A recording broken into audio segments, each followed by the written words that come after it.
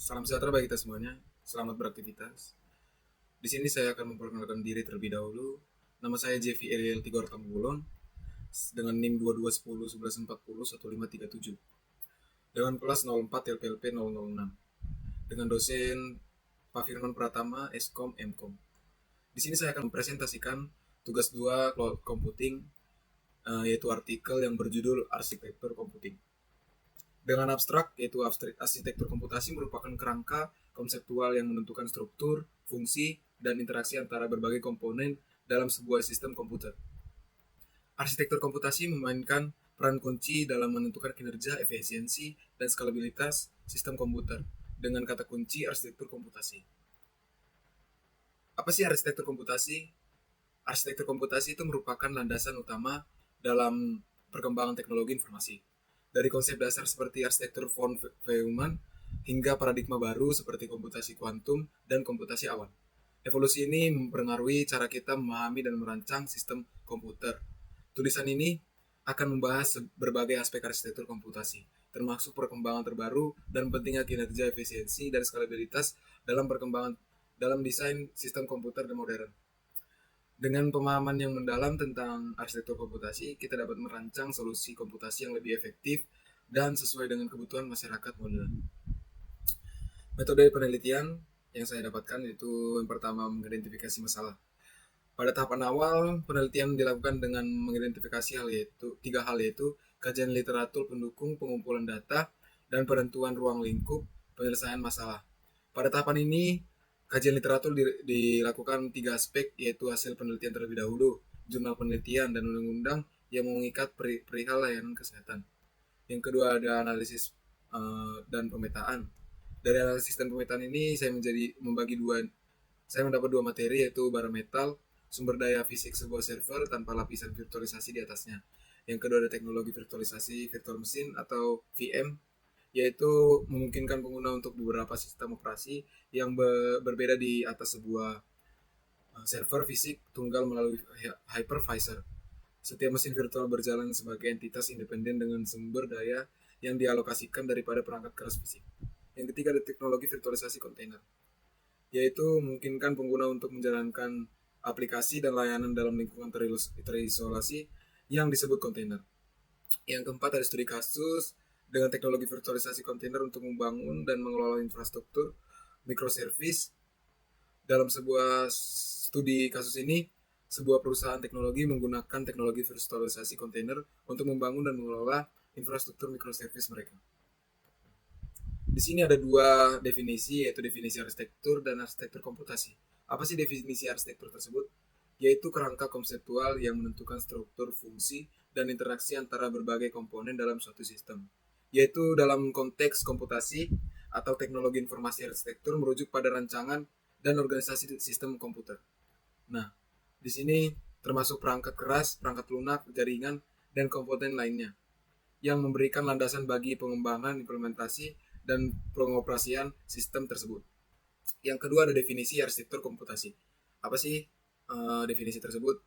Yaitu konsep yang merangkum struktur organisasi dan interaksi antara berbagai komponen dalam sebuah sistem komputer. Definisi ini mencakup perangkat keras, perangkat lunak, jaringan, protokol komunikasi, dan komponen lainnya yang saling berinteraksi untuk menjalankan aplikasi dan memproses sebuah data tersebut. Nah, di sini ada bahan kajian. Yang pertama saya dapatkan yaitu bara metal arsitektur. Dengan kelebihan kinerja yang tinggi. Arsitektur bara metal ini memiliki kinerja yang tinggi karena aplikasi berjalan langsung pada perangkat keras fisik tanpa ada overhead dari lapisan virtualisasi tambahan. Dengan kekurangannya yaitu fleksibilitas, memerlukan instalasi sistem operasi langsung pada perangkat keras fisik yang dapat membatasi fleksibilitas dalam menjalankan multiple sistem operasi atau aplikasi pada satu mesin fisik. Yang kedua ada virtual machine atau VM. Dari VM ini terdapat satu kelebihan dan kekurangannya, yaitu isolasi yang kuat. Setiap VM dijalankan dalam lingkungan terisolasi, memungkinkan aplikasi dan sistem operasi untuk beroperasi secara independen dari yang lain, meningkatkan keamanan dan skalabilitas. Yang kedua itu ada kekurangannya, yaitu overhead.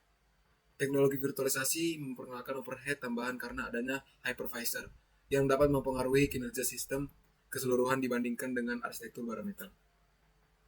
Nah, yang ketiga ini ada virtualisasi kontainer dengan kelebihan efisiensi penggunaan sumber dayanya. Kontainer memungkinkan untuk menjalankan multiple aplikasi pada satu mesin fisik dengan membagi sumber daya perangkat keras secara efisien, mengoptimalkan penggunaan CPU, memori, dan penyimpanan, dengan kekurangan isolasi yang kurang. Meskipun kontainer menawarkan isolasi yang baik antar aplikasi, mereka masih berbagi kernel yang sama, sehingga ada risiko keamanan potensial jika ada celah keamanan dalam kernel. Di sini ada studi kasus yang saya dapatkan dari perusahaan e-commerce dengan tantangan menciptakan platform baru untuk meningkatkan pengalaman belanja online. Di perusahaan ini mereka sedang mengembangkan platform baru untuk meningkatkan pengalaman belanja online bagi pelanggan mereka. Mereka ingin memanfaatkan teknologi virtualisasi kontainer ini untuk mempercepat pengembangan, penyebaran, dan skala aplikasi mereka. Dengan solusi mengembangkan microservice menggunakan teknologi virtualisasi kontainer dan implementasi menjalankan setiap layanan atau komponen aplikasi sebagai kontainer terpisah.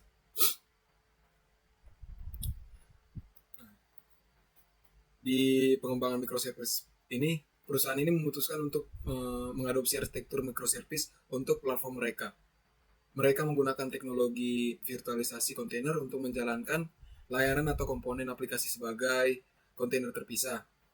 Sebagai layanan seperti manajemen produk, keranjang belanja, atau pembayaran yang diimplementasikan sebagai kontainer Docker yang independen. Dengan skalabilitas otomatis menggunakan Kubernetes sebagai orkestrasi kontainer. Perusahaan ini dapat secara otomatis menambahkan atau mengurangi jumlah kontainer sesuai dengan beban kerja aplikasi. Mereka juga mengkonfigurasi Kubernetes ini untuk menangani peningkatan lalu lintas secara otomatis dan menjamin ketersediaan aplikasi tanpa intervensi manual. Dari tantangan solusi dan implementasi dari studi kasus yang saya buat ini, saya mendapatkan hasil dengan menerapkan teknologi virtualisasi, mereka dapat mengembangkan aplikasi e-commerce di perusahaan mereka. Yang pertama itu hasilnya mempercepat waktu penyebaran aplikasi dari pengembangan hingga produksi.